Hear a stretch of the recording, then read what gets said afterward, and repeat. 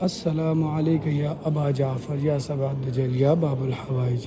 آج میں آیا ہوں سید محمد کے روضہ مبارک پر کے جو بلد میں ہے، اور یہاں پر اولاد کی دعا قبول ہوتی ہے۔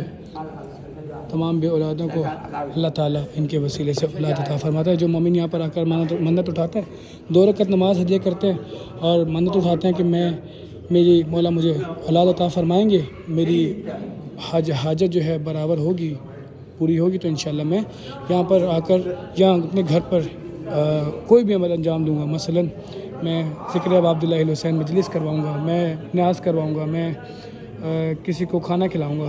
اس طرح سے کوئی بھی آپ منت اٹھا سکتے ہیں، اور جب کمپلیٹ ہو تو اس کو پورا کریں۔ یہ سبع الدجل عرب میں ان کا لقب ہے کہ جب مانگو وہ تب ہی مراد ملتی ہے۔ بہت خوبصورت مناظر ہیں بلد میں، عراق کے شہر میں ان کا روضہ مبارک ہے۔ امام علی نقی کے بیٹے امام حسن عسکری کے بڑے بھائی، اور یہ خوبصورت روضہ مبارک ہے۔